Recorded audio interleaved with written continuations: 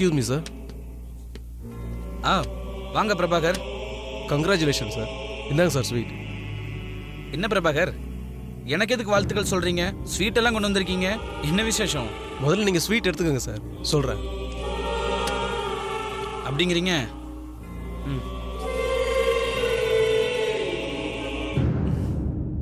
Thank you Prabhakar. நீங்கள் first sign பண்ண 2 ப்ராஜெக்ட்டுமே நல்ல லாபத்தை கொடுத்துருக்கு சார்.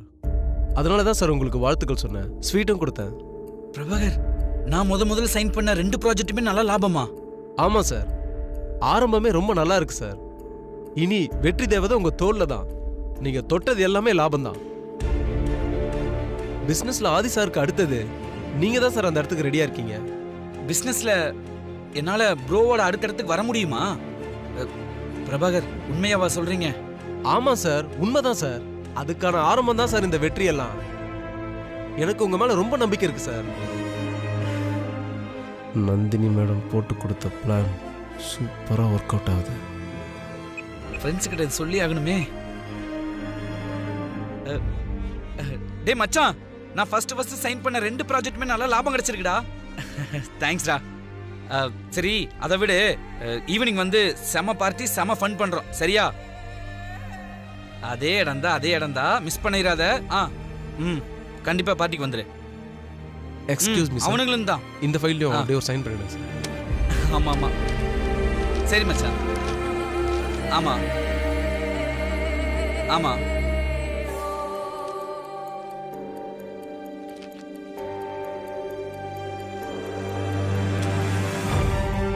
சரியா? ஓகேடா, பை. அடுத்து யாரு கூப்பிட்டு சொல்லலாம்?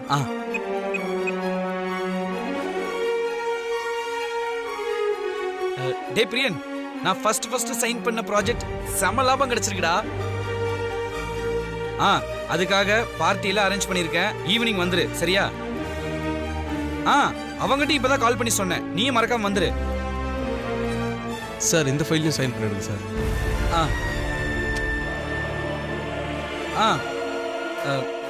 இதுலயும் சைன் பண்ணுமா? ஆமா சார். ஓகே.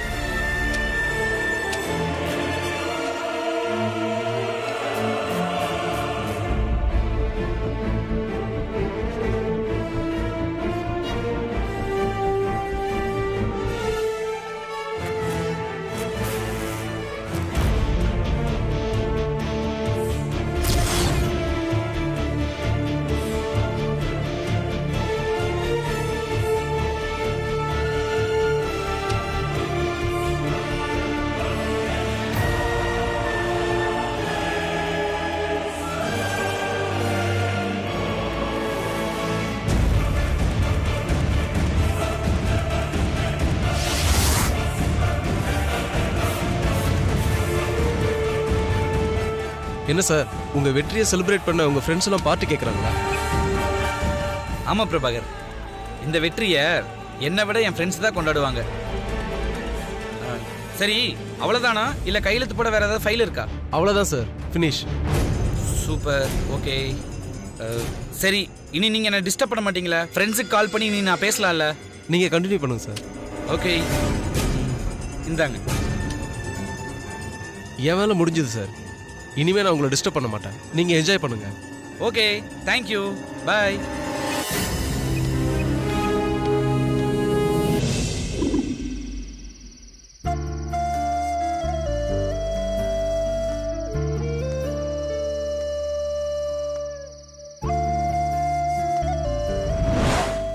ஒரு சில பேருக்கு மட்டும் தெரிஞ்ச உன்னோட ரகசியம் புதுசா இன்னொருத்தருக்கு தெரிய போகுது. பார்வதி,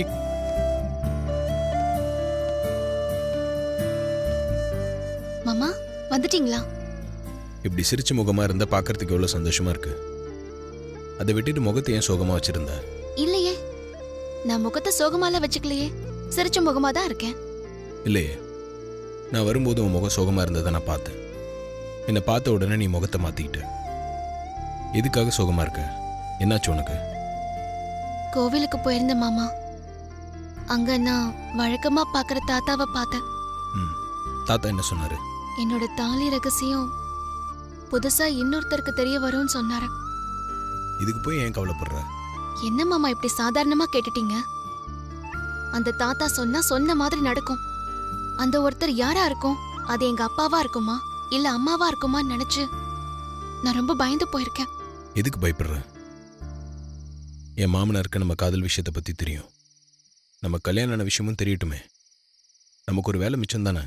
நானே ரொம்ப பயந்து போயிருக்கேன். நீங்க இன்னும் பயமுறுத்துறீங்க மாமா. இங்க பாரு, இனி பயந்து எதுவும் ஆக போறதில்ல. நம்ம கல்யாணம் ஆன விஷயம் என் மாமனாருக்கு தெரிஞ்சாலும் சரி, இல்லை உன் மாமியாருக்கு தெரிஞ்சாலும் சரி, அதனால நமக்கு எந்த பிரச்சனையும் வராத வரைக்கும் சந்தோஷம்தான்.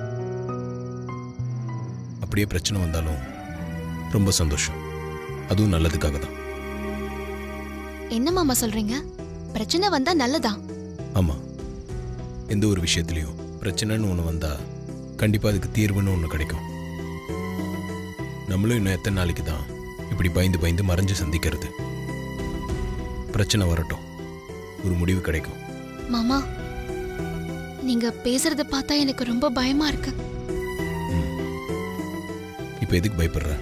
நான் தான் ஊர்லேருந்து வரும்போது உன்கிட்ட சொன்னேனே, நீ மட்டும் என் பக்கத்தில் இருந்தா இந்த உலகமே எதிர்த்தாலும் நான் ஜெயிச்சு காட்டுவேன். தைரியமா இரு, சந்தோஷமா இரு. சரி, நீங்க வந்த உடனே கேட்கணும்னு நினைச்சேன். எங்க போயிட்டு வரீங்க? தீபக்கை பார்க்க ஹாஸ்பிட்டல் போயிட்டு வரேன். அவருக்கு உடம்பு எப்படி இருக்கு? ஏதாவது முன்னேற்றம் இருக்கா? ஒரு முன்னேற்றமும் இல்லை, இன்னும் நிலைமை மோசமாக தான் இருக்கு. தீபக் மட்டும் கொஞ்சம் குணமாகி மித்ரா பற்றின ஆதாரம்லாம் கையில் கிடச்சிதுன்னா அம்மா கிட்ட உண்மையை நிரூபிச்சு அவளை வீட்டை விட்டு வெளியே துரத்தணும். மாமா, நான் லேட்டா வீட்டுக்கு போனா அப்பா சந்தேகப்படுவாரு. நான் கிளம்புறேன். சரி, நீ தாத்தா சொன்னதே நினச்சி கவலைப்பட்டுட்டு இருக்காத. தைரியமா சந்தோஷமா இரு, நான் இருக்கேன்.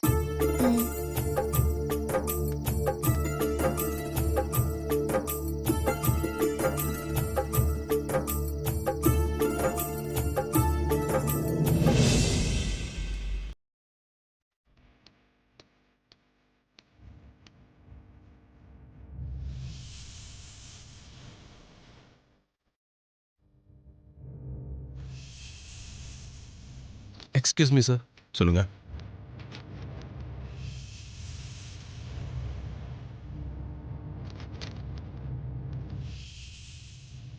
என்னாச்சுங்க?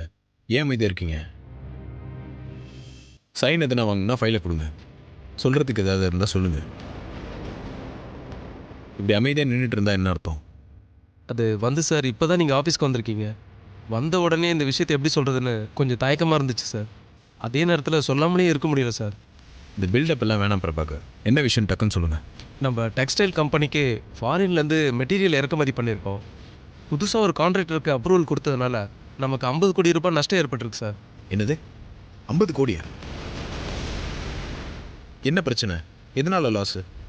அந்த மெட்டீரியல்லாம் குவாலிட்டி இல்லைன்னு நம்ம குவாலிட்டி கண்ட்ரோலர் சொல்கிறாரு. I don't want hear any of this crap. புது கான்ட்ராக்டுக்கு அப்ரூவல் கொடுத்தது யார்? அது சார், நம்ம அருண் சார் தான் சைன் பண்ணார். அந்த ஃபைல்ஸ்லாம் எங்கே இருக்குது? இந்தாங்க சார்.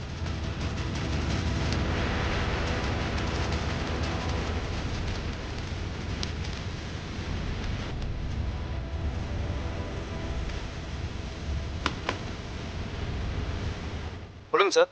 Hello sir. அருண் உடனே ரூம்க்கு வர சொல்லு. அருண் சார் இன்னும் ஆஃபீஸ் வரல சார்.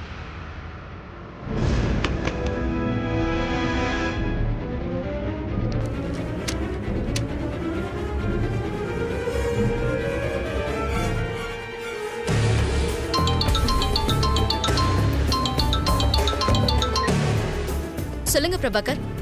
Success madam. அருண் கழுத்து போட்ட விஷயம், அதனால 50 கோடி லாஸ் எல்லாமே ஆதிக்கு தெரிஞ்சு போச்சா? தெரிய வச்சுட்டேன் மேடம். ஆதி சார் பயங்கர டென்ஷன் ஆயிட்டாரு.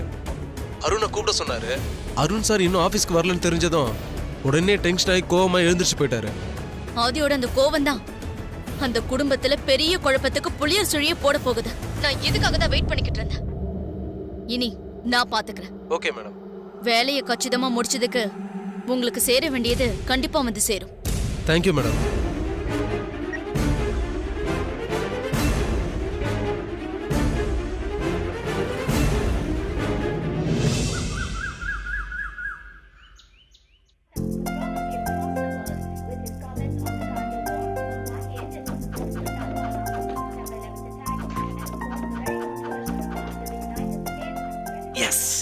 ஐசே கேம்ல ஹையஸ்ட் ஸ்கோர் நான் ரீச் பண்ண போறேன். ஐயா. Thank you Parvathi. அம்மா. Thank you Parvathi. சின்னையா. வேண்டாம் பார்வதி, கேம்ல ஹையஸ்ட் ஸ்கோர் ரீச் பண்ணிட்டு நான் சாப்பிட்டுக்கிறேன். சரி எடுத்துக்கோங்கம்மா. தேங்க்ஸ்.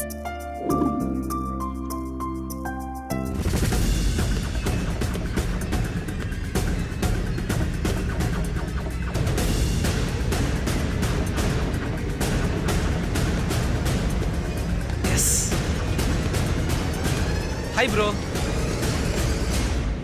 பெரிய டீ? இல்லை வேண்டாம் பார்வதி.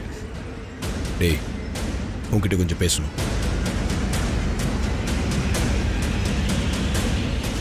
சொல்லு ப்ரோ, நான் கேட்டுக்கிட்டு தான் இருக்கேன். ஆஃபீஸ் ஃபைல்ஸில் சைன் பண்ணுறதுக்கு முன்னாடி நல்லா படித்து பார்த்து தானே சைன் பண்ணுற? ப்ரோ அதெல்லாம் ஒரு எழுத்து கூட விடாம படிச்சு பார்த்து தான் ப்ரோ நான் சைன் பண்றேன். இருக்கிறத படித்து பார்த்துட்டு சைன் போட்டால் மட்டும் பத்தாது. அதை நல்லா புரிஞ்சுக்கிட்டு அதனால என்ன ப்ராப்ளம் வரும்னு தெரிஞ்சுட்டு கையெழுத்து போடணும்.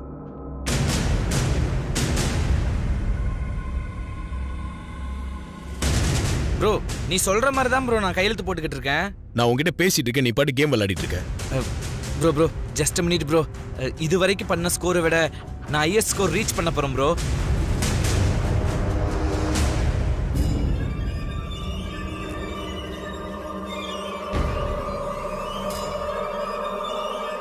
S bro, highest score reach பண்ணிட்டேன் ப்ரோ. ஏய் உன்னால பிசினஸ்ல 50 கோடி ரூபாய் லாஸ் ஆயிருக்கு. நான் பேசிட்டு இருக்கேன், நீ பாட்டு கேம் விளையாடிட்டு இருக்க.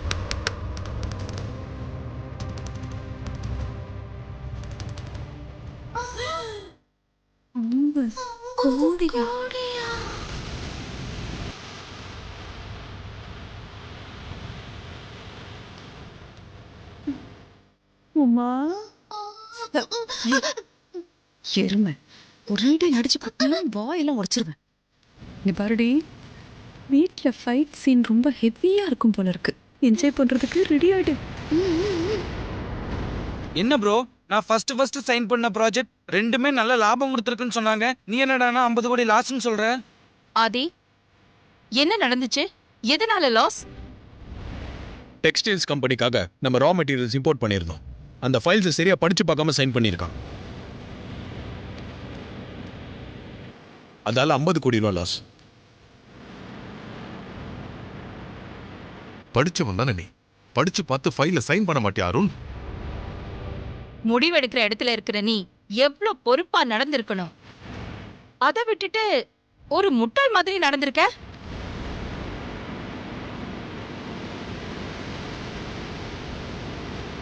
நம்ம இந்தியன் மார்க்கெட்ல மொத்தமா ரிஜெக்ட் பண்ண சைனா குட்ஸை தான் இவன் இம்போர்ட் பண்ண சைன் பண்ணியிருக்கான். பழைய கான்ட்ராக்டை கேன்சல் பண்ணிட்டு புது கான்ட்ராக்டுக்கு அப்ரூவல் கொடுத்துட்டான்.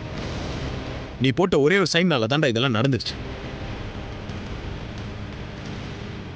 நம்மளோட குவாலிட்டி கண்ட்ரோலில் இதெல்லாம் தப்பான மெட்டீரியல்னு கண்டுபிடிச்சு ஸ்டாப் பண்ணியிருக்காங்க. இல்லைனா மொத்தமாக நம்ம கம்பெனியோட குட்வில்லே டேமேஜ் ஆயிருக்கும். நடந்திருக்கணும். நீ ஃபைலை நல்லா படிச்சு பார்த்துருந்தா இதெல்லாம் நடந்திருக்குமாடா?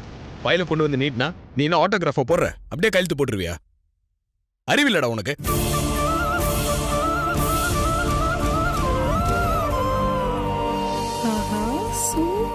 சூப்பர்.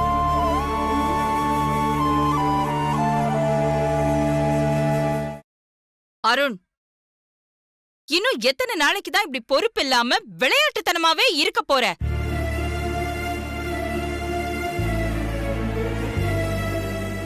நீ பொறுப்பா இருந்து அதனால 500 கோடி லாஸ் ஆயிருந்தா கூட நான் அதை பெருசா எடுத்துக்க மாட்டேன். ஆனா நீ பொறுப்பு இல்லாம நடந்துட்டு இருந்து அதனால 1 ரூபாய் நஷ்டம் வந்தா கூட அதை என்னால பொறுத்துக்க முடியாது. கல்யாணத்துக்கு அப்புறம் உனக்கு பொறுப்பு வந்துடுச்சுன்னு நானும் உங்க அம்மாவும் உன்னை நினைச்சு பெருமைப்பட்டுக்கிட்டு இருந்தோம். ஆனா நீ இன்னும் மாறல அருண்.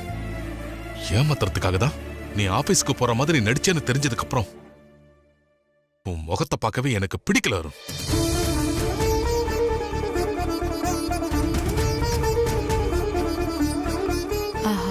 நம்ம பங்குக்கு நம்ம தான் சொல்லணுமே. அருண், என்ன அருண் இதெல்லாம்? இப்படியா பொறுப்பு இல்லாம நடந்துக்கிறது? உனக்கு இப்ப கல்யாணம் ஆயிடுச்சு, அது உனக்கு ஞாபகம் இருக்கா இல்லையா? ஐஸ்வர்யாவை பாரு, எவ்வளவு பொறுப்பா ஹோட்டல்ல நிர்வாகம் பண்ணிட்டு இருக்கா. உனக்கு தெரியலன்னா அவகிட்ட கேட்டு கத்துக்க வேண்டியதானே? அதை விட்டுட்டு இப்படியா 50 கோடி ரூபாய் நஷ்டம் பண்றது?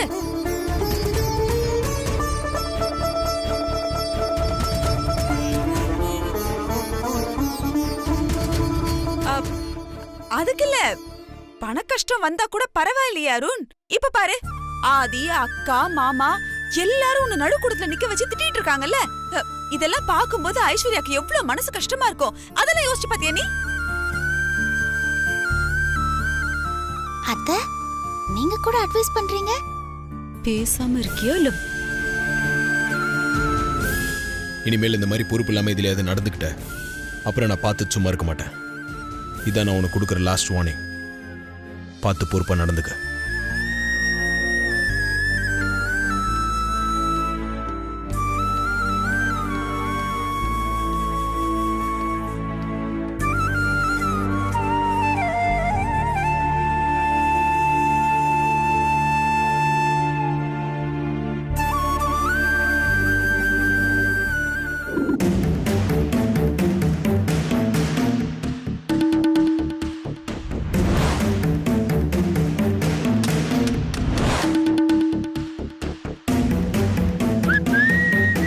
ராஜாவின் பார்வை ராணியின் பக்கம், கண் தேடுதே சொர்க்கம், பொன்மாலை மயக்கம், பொன்மாலை மயக்கம்.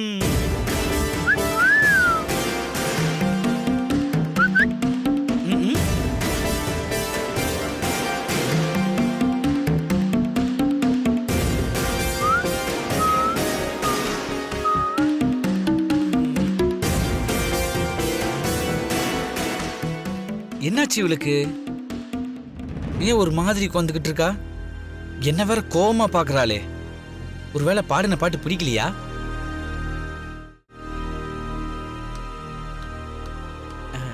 ஐசு, உன்னை பார்த்தாலே தெரியுது ஏதோ டென்ஷனா இருக்குன்னு. ஆனா எதுக்காக டென்ஷனா இருக்குன்னு தான் தெரியல.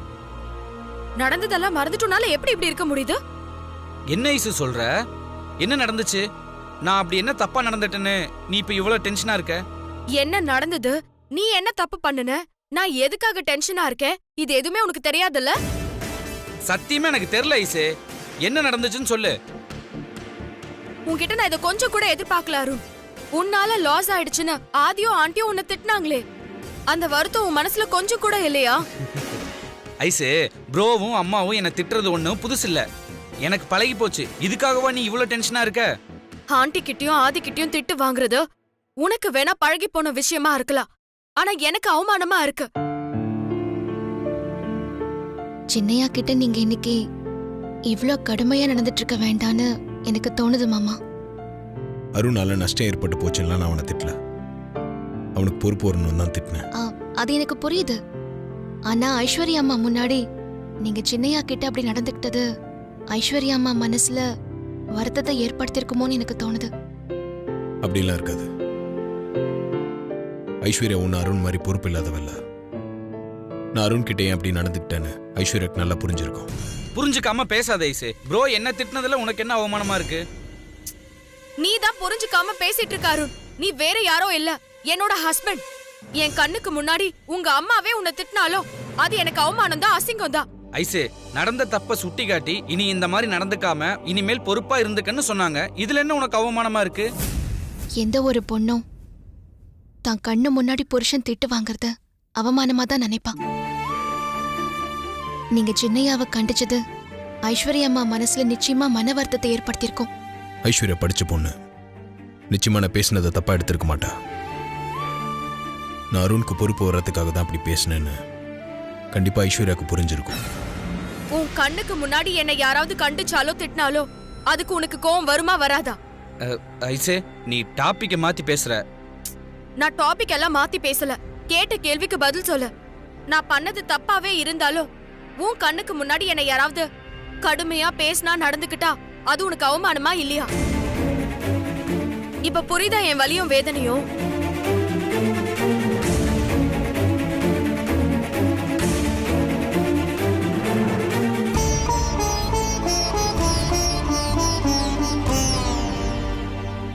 என்ன யோசிச்சுட்டு இருக்க?